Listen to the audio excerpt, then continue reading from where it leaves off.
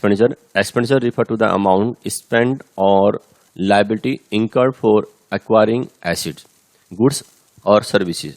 Student, organisation enterprises के द्वारा किसी गुड्स को परचेज करने के लिए या फिर कोई सर्विसेज एक्वायर करने के लिए या कोई एसेट्स अपने ऑर्गेनाइजेशन में लगाने के लिए या फिर यूज़ करने के लिए जो परचेज की जाती है, उसके ऊपर जो पैसा खर्च किया जाता है ऑर्गेनाइजेशन के द्वारा, इंटरप्राइजेस के द्वारा, इसको हम बोलते हैं स्टूडेंट एक्सपेंडिचर।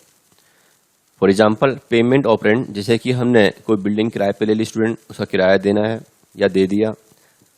हमारे जो ऑर्गेनाइजेशन में इंटरप्राइजेस में एम्प्लॉइज काम कर रहे हैं उनकी सैलरी। परचेस ऑफ गुड्स, जो भी हम लोग रॉ मटेरियल खरीद रहे हैं या फिर ट्रेडिंग करने के लिए कोई फिनिश गुड्स परचेज कर रहे हैं। परचेस ऑफ लैंड, जमीन खरीदने के लिए स्टूडेंट। परचेस ऑफ मशीनरी, इन सभी को खरीदने के लिए जो हमने पैसा खर्च किया गया वो सब कहलाएगा स्टूडेंट एक्सपेंडिचर। स्टूडेंट एक्सपेंडिचर दो टाइप के होते हैं, एक होता है कैपिटल एक्सपेंडिचर, एक होता है student revenue expenditure. Capital expenditure जो कि रेगुलर बेसिस पे नहीं होता है, नॉन रिकरिंग नेचर का होता है। एक्सपेंडिचर इंकर on purchasing of fix asset. Student, किसी ऑर्गेनाइजेशन या इंटरप्राइज को बिजनेस को रन करने के लिए जो फिक्स एसेट परचेज करनी होती है, जैसे कि land, furniture, motor car, machine, इन चीज़ों को खरीदने पे जो पैसा खर्च किया जाता है हम उनको बोलेंगे कैपिटल एक्सपेंडिचर। और कैपिटल एक्सपेंडिचर जो जिन पे किया जाता है उनको हम लोग रिकॉर्ड करते हैं student in balance sheet. Balance sheet में एसेट साइड में दिखाएंगे कोई भी हमने अगर एसेट परचेज की है तो। इसके एग्जाम्पल है student purchase of building, purchase of machinery, furniture, business में जो खरीद जाते हैं। अब हम बात करेंगे स्टूडेंट रेवेन्यू एक्सपेंडिचर की। Revenue expenditure incurred on day to day business activities. Business की जो डेली बेसिस पे एक्टिविटीज़ होती हैं उनके ऊपर जो पैसा खर्च किया जाता है वो कहलाएगा स्टूडेंट रेवेन्यू एक्सपेंडिचर, जिसको हम बोल सकते हैं स्टूडेंट रिपीटेड नेचर के एक्सपेंडिचर होते हैं। ये रेगुलर बेसिस बार बार रिपीट होते रहते हैं, जैसे कि किसी ऑर्गेनाइजेशन में कस्टमर को अट्रैक्ट करने के लिए उनके ऊपर जो पैसा खर्च किया जाता है चाय पानी के ऊपर। हेल्प टू अर्न प्रॉफिट, और किसी ऑर्गेनाइजेशन या इंटरप्राइजेज में और पैसा कमाने के लिए कुछ एक्सपेंसेस करना पड़ेगा, जैसे कि एम्प्लॉइज़ को एक जगह से दूसरी जगह भेज दिया, उसको कन्वेंस का एक्सपेंसेस पे करा।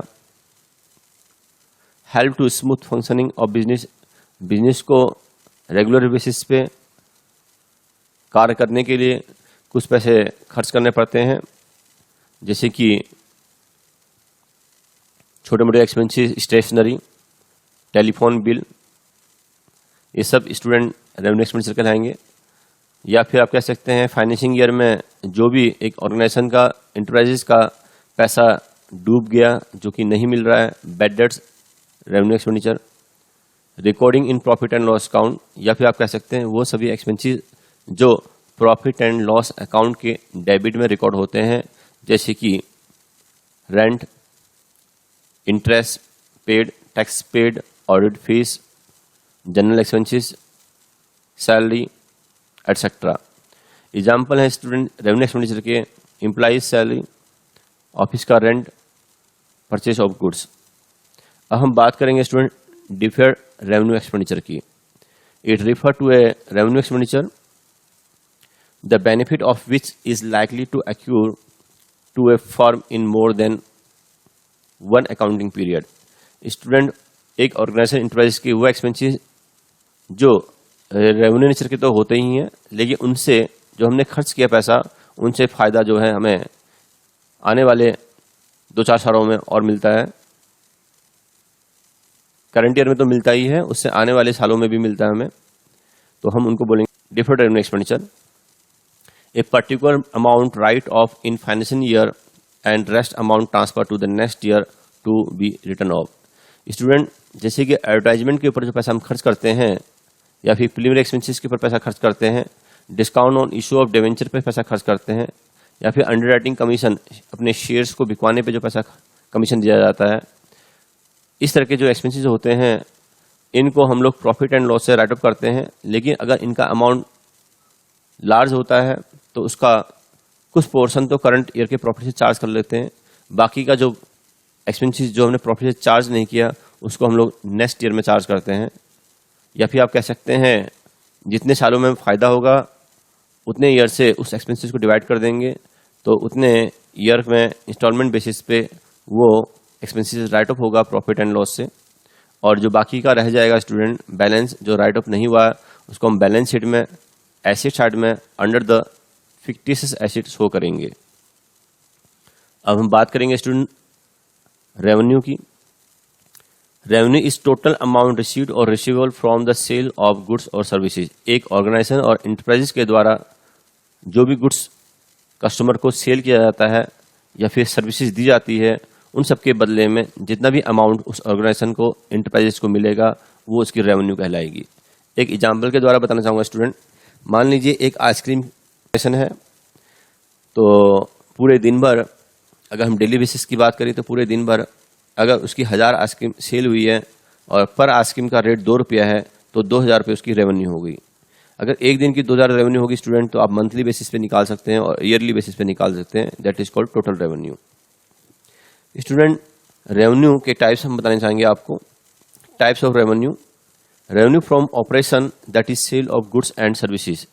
एक ऑर्गेनाइजेशन के द्वारा जो भी गुड्स बेचा जाता है या सर्विसेज दी जाती है उसके बदले में जो पैसा मिलता है, सर्विसेज दे के जो पैसा मिलेगा, सामान बेच के जो पैसा मिलेगा, उसको हम बोलेंगे स्टूडेंट रेवेन्यू।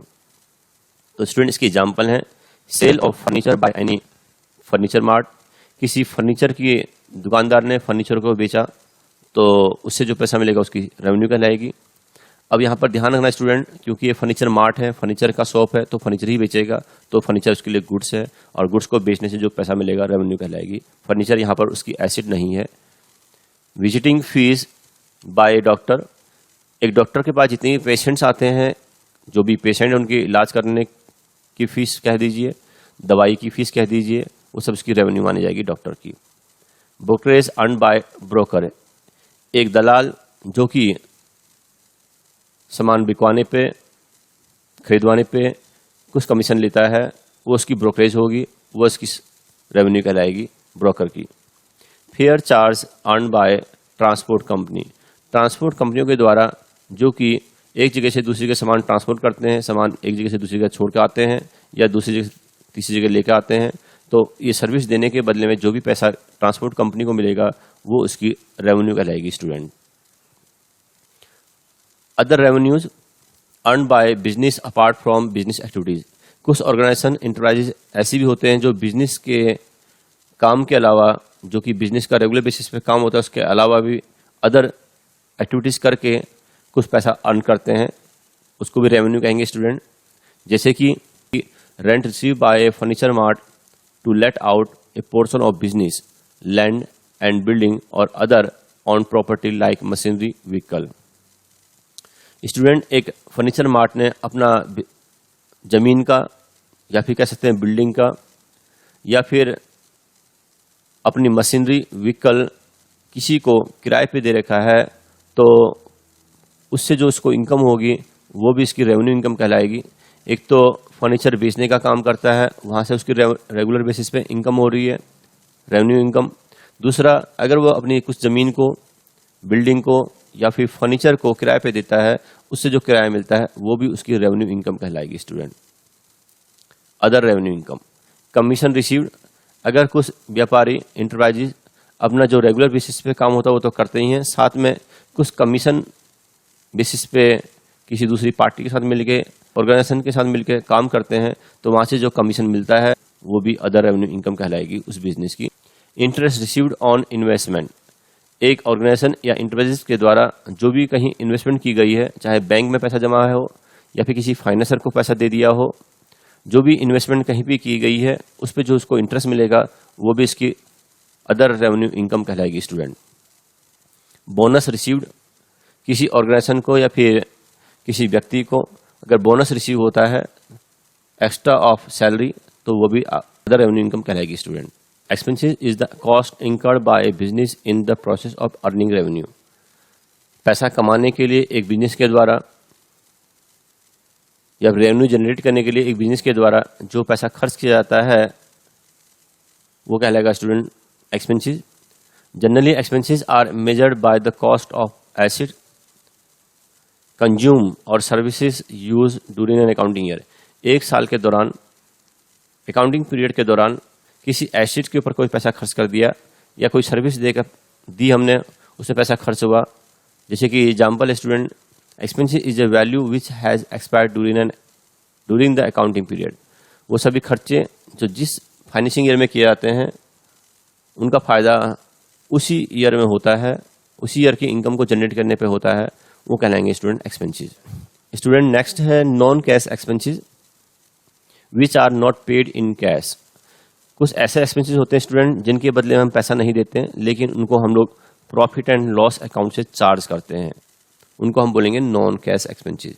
जैसे कि इसके एग्जांपल है student, depreciation on fix acid, जो हम लोग पूरे साल भर fix acid, machinery, furniture, plant, motor car इनको यूज़ कर रहे हैं, तो इनकी वैल्यू में कुछ ना कुछ कमी आएगी। जो भी कमी आएगी वो हमारा नॉन कैश एक्सपेंसेस हुआ, प्रॉफिट से चार्ज करेंगे। बैड डेट्स, कुछ हमारे कस्टमर ऐसे थे जो इन्होंने हमें पैसा देना था लेकिन वो नहीं दे रहे करंट ईयर में या फिर आगे भी नहीं मिलेगा, वो हमारा बैड डेट्स कहलाएगा, वो भी हम प्रॉफिट एंड लॉस से चार्ज करेंगे। गुडविल रिटर्न ऑफ, हमारी गुडविल की वैल्यू कम हो गई या फिर हमने अपनी कंपनी के शेयर्स और डिबेंचर को सेल करने के लिए या इशू करने के लिए कुछ कमीशन दिया ब्रोकर को, तो वो जो कमीशन दिया उसको भी हम लोग प्रॉफिट एंड लॉस से चार्ज करेंगे स्टूडेंट्स।